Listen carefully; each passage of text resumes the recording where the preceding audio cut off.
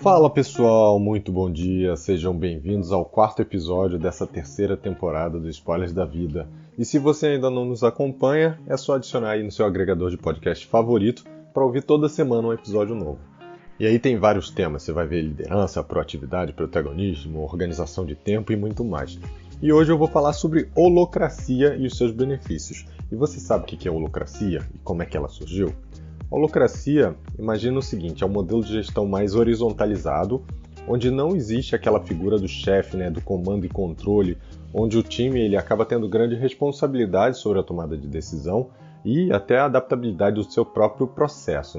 Parece assim, meio estranho e meio caótico quando você ouve, e o fato é que muitas empresas, ao longo dos últimos anos, elas vêm aderindo a esse modelo para conseguir se adaptar mais rapidamente às mudanças do mercado e criar um ambiente mais colaborativo, de criatividade, de autogestão, de excelência no atendimento.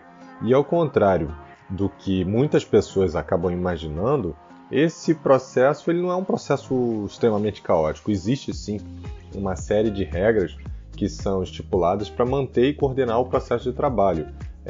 No entanto, o time ele é responsável pelo cumprimento das regras e não tem aquele papel, aquele líder supremo que vai garantir com punho de ferro que todos vão fazer o que precisa ser feito. E esse termo, a holacracia, ele foi criado lá em 2007, ou seja, não é nada muito novo. Quem criou esse termo foi o idealista americano Brian Robertson, fundador da Tinary Software, e ele tinha o propósito de ajudar a empresa a tomar decisões mais rápidas, empoderando as pontas e fazer com que eles respondessem mais rapidamente às mudanças de mercado. E desde então, muitas empresas vêm adotando esse modelo, tendo ótimos resultados, outras nem tanto, aumentando aí o engajamento do time com o feedback dos seus clientes. E mais para frente eu até vou contar um pouquinho a história das Atos e o que aconteceu com eles quando eles implementaram esse modelo. E falando um pouco mais sobre os aspectos da holacracia, ela tem algumas características essenciais, ter regras claras e objetivas, por ser um modelo descentralizado de tomada de decisão, ou seja, não existe aquele papel do líder, do diretor, do gestor, do CEO, que vai tomar a decisão pelo todo. É importante que essas regras sejam bem claras, bem definidas, os papéis estejam claros para todo mundo e como é que vão ser os processos. E aqui um detalhe muito importante, Uma pessoa, ela não necessariamente tem um único papel.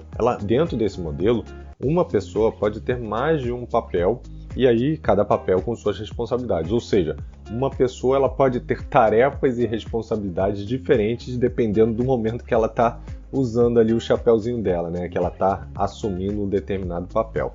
E obviamente esses papéis, essas responsabilidades, esses objetivos sempre alinhados com a estratégia empresarial.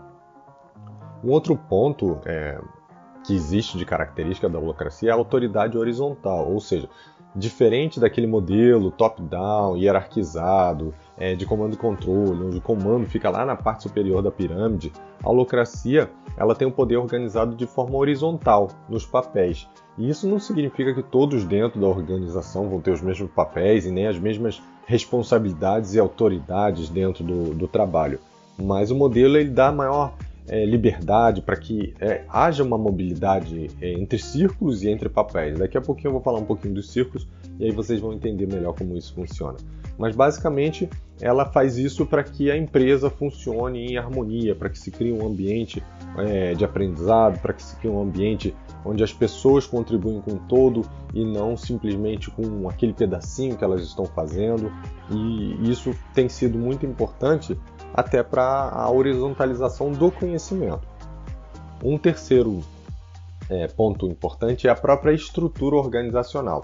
Normalmente, as empresas elas costumam dividir em áreas de negócio ou em departamentos ou em unidades de negócio, dependendo de como elas estejam estruturadas, mas sempre com aquele modelo piramidal, onde existe uma cabeça que determina toda a estratégia, todas as prioridades dentro daquele círculo.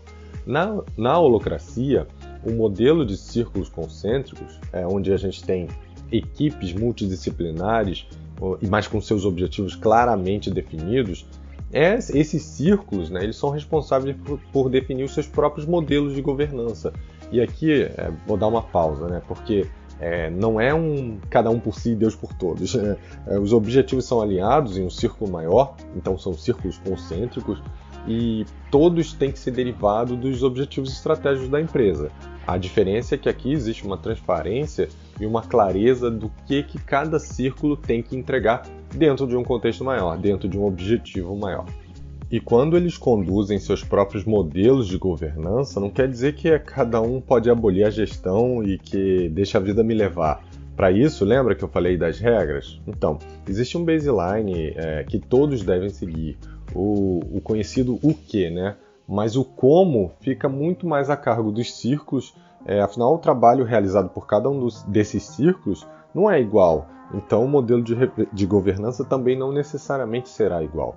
E em cada um desses círculos existe sim pessoas que terão um papel específico, o papel de elo, que facilita ali o fluxo de trabalho, a comunicação, e esse papel de elo, ele define a prioridade dentro daquele círculo e os papéis dentro daquele círculo, mas não a prioridade de um determinado papel. Ele não determina a tarefa que aquela pessoa, né? Não vou nem chamar de pessoa, né? Na verdade é que aquele papel vai realizar. Aí fica a cargo de cada pessoa identificar quais são os papéis importantes que elas vão atribuir a si mesmas em um determinado momento e quais são as suas prioridades dentro daquela prioridade maior definida. Lembrando, novamente, uma pessoa pode ter mais de um papel nesse modelo.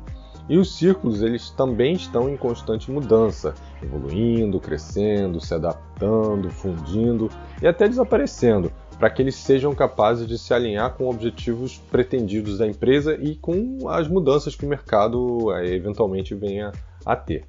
E um ponto importante dentro desse contexto, né, na holacracia prevalece o autogerenciamento, ou seja, ao invés de esperar alguém dar ordem, o seu chefe, né, chegar lá com as ordens do que precisa ser entregue, a empresa ela entrega aí a possibilidade da tomada de decisão e da responsabilidade para os colaboradores. Ela delega essa responsabilidade, mas delega, não é delarga, tá? Ela continua ali tendo um elo de comunicação entre os círculos, ela continua tendo papéis importantes para garantir que o objetivo principal está sendo endereçado, ele está seguindo no caminho correto. Mas, obviamente, sem ter um papel hierárquico, né? O propósito é muito mais importante do que a hierarquia. E para isso é super importante trabalhar a maturidade do time. Eu não estou falando de conhecimento técnico, né? Isso a gente sabe que vai evoluindo ao longo do tempo. Mas eu estou falando de soft skills, como a comunicação, a empatia, a inteligência emocional, ou seja, tudo que possa facilitar a interação entre as pessoas. E por isso que eu até falo que a aprendizagem dentro desse modelo é uma característica muito importante, porque ela apoia essa cultura colaborativa, essa cultura multifocal, onde todos aprendem com todos e são capazes de contribuir com aquele conhecimento do círculo. E lembra que eu falei que os círculos vivem em constante mudança? Então imagina como é importante essa troca de conhecimento e experiências e como isso evolui, né, para cada círculo, né? Imagina que os dois círculos se juntam, ou que uma pessoa está fazendo transição entre um círculo e outro. Toda essa experiência, todo esse conhecimento, essa vivência acaba passando de círculo em círculo. Então isso é um ponto muito interessante aí desse modelo de holacracia. E por fim, mas também super importante, a holacracia ela tem uma constituição oficial, ela traz aí diversas diretrizes e definições que servem para quem quer começar a pilotar a holacracia dentro da sua empresa. Lá você vai encontrar definições, por exemplo, de círculos, de papéis, do que são os elos, para que você comece a aplicar isso dentro da sua empresa. Lembrando que não existe receita de bolo e nem bala de prata. Fazendo aqui uma analogia para quem conhece o Manifesto Ágil, né? A Constituição ela também apresenta de forma genérica o que pode ser feito, mas não quer dizer que tudo ali vai se aplicar à sua empresa. Essa Constituição ela serve como uma base teórica, né? Para que você adapte à sua realidade. E eu vou deixar aqui no link do podcast o link também dessa Constituição. Para quem tiver interesse e der uma lida, é um documento pequeno, tem 30 e poucas páginas.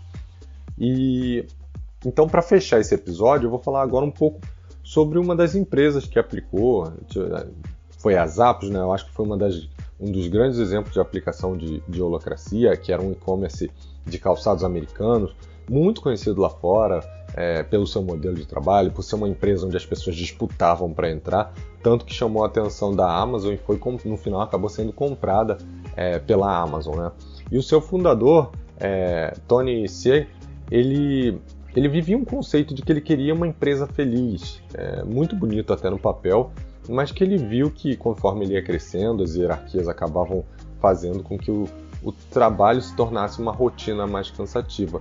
E ele viu ali os seus sonhos, né, se transformarem em pesadelo. Ele tinha uma visão de que a proporção era... desculpa, a proporção não. A relação ela era inversamente proporcional entre hierarquia e felicidade e desigualdade e prosperidade.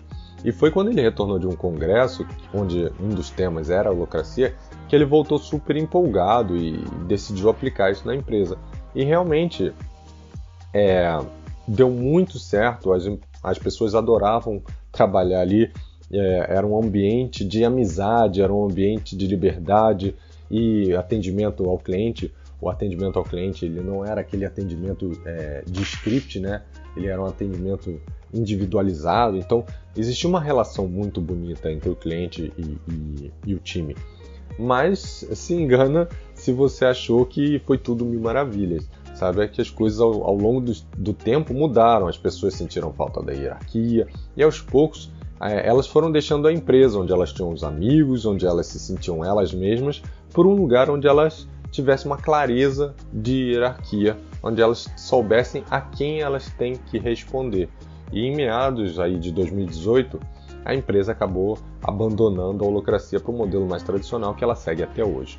E no Brasil a gente teve aí muitos casos de empresas que disseram que começaram a holacracia, a Geek foi uma delas, né, mas já abandonou, a Eduque também, e de fato é um modelo difícil, né, um modelo onde você manter o autogerenciamento e responsabilidade exige um grau de maturidade, de proatividade, de responsabilidade tão grande, tão equalizado, que às vezes o antídoto pode se transformar no veneno de uma hora para outra, que foi mais ou menos o que aconteceu lá com as apps, né?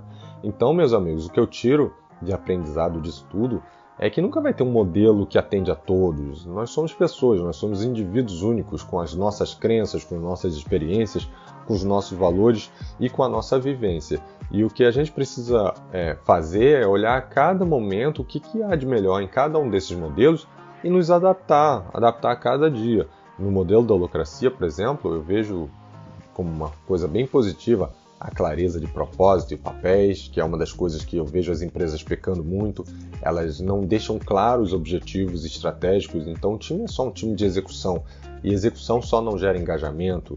Os papéis também que se confundem, existem interseções entre papéis e uma hora para outra, não apenas interseções, como existe aí, usando a teoria dos conjuntos, existe um conjunto vazio que ninguém está ali para atender a uma determinada necessidade.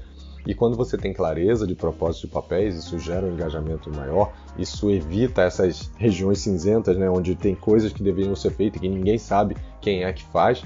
Além disso, eu vejo como um ponto positivo a autorresponsabilidade, que é trazer um pouco dessa responsabilidade, do sentimento de dono para os times, para os colaboradores, e óbvio, isso também tem total alinhamento com a clareza de propósito e com os seus papéis. E por fim, um ambiente seguro de aprendizagem, ou seja, onde você pode ser você mesmo, e você continue crescendo ao longo do tempo, onde você vai aprendendo ao longo do tempo, onde você entra e sai de forma diferente no dia seguinte, onde você sente que você está evoluindo e não que você estagnou. Então esses para mim foram os pontos principais, os pontos positivos da holacracia, que sim, são coisas que eu aplico no meu dia a dia, são coisas que eu vejo que fazem diferença para os times que eu trabalho e que eu resolvi aqui dividir com vocês, trazendo um pouquinho de visibilidade do que é a holacracia e que também não é mais uma bala de prata, e o que eu vejo de positivo. Espero que vocês tenham gostado. Esse foi o tema dessa semana, e semana que vem a gente volta com outro tema por aí, tá bom? Um abraço e a gente se vê até lá. Tchau, tchau.